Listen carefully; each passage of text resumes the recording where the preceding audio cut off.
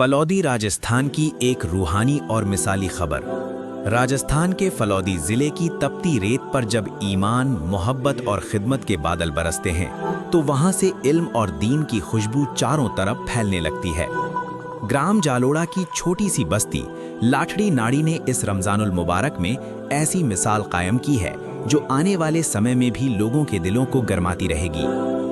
यही वो बस्ती है जहां से जामिया हुसैन अहमद मदनी जैसे इल्मी चमन की खुशबू उठ रही है। सीमित साधनों के बावजूद यहाँ के लोगों ने ये साबित कर दिया कि अगर नीयत पाक हो और दिलों में दीन की मोहब्बत हो तो छोटे छोटे गांव भी बड़े कारनामे अंजाम दे सकते हैं। इमारतें नहीं, इरादे बोलते हैं। आज की दुनिया अक्सर ये समझती है कि बड़े काम केवल आलीशान इमारतों और बड़ी संस्थाओं में ही हो सकते हैं, मगर लाठड़ी नाड़ी के लोगों ने इस सोच को पूरी तरह गलत साबित कर दिया।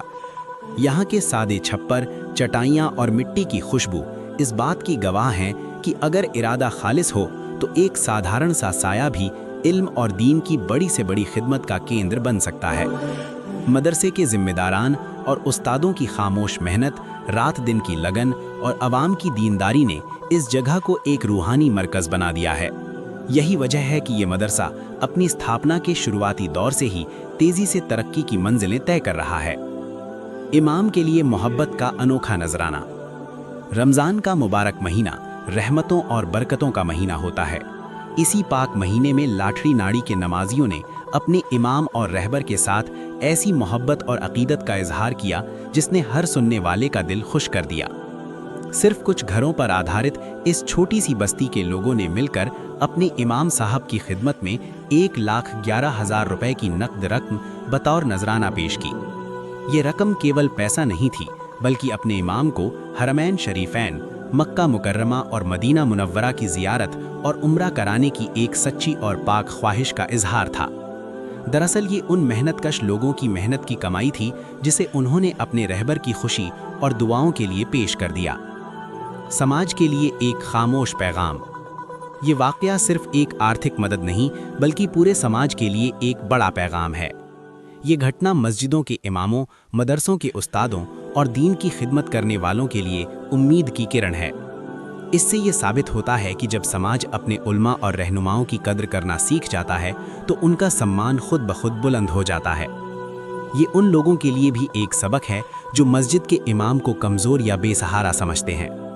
असल हकीकत ये है कि एक सच्चे इमाम के पीछे उसकी पूरी जमात एक मजबूत दीवार बनकर खड़ी रहती है।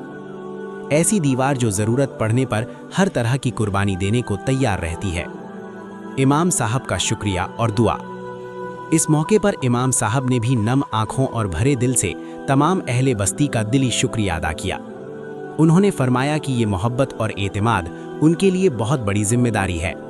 उन्होंने तमाम लोगों के लिए दुआ की कि अल्लाह ताला उनके इस नेक जज्बे को कबूल फरमाए, उनकी रोज़ी में बरकत अता फरमाए और उनके घरों को हमेशा अमन और खुशहाली से आबाद रखे। अंत में दुआ और मुबारकबाद।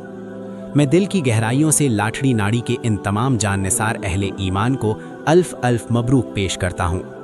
आप लोगों ने ये साबित कर दिया कि दीन की खिदमत के लिए भीड़ नहीं, बल्कि बड़ा दिल और सच्ची नीयत चाहिए।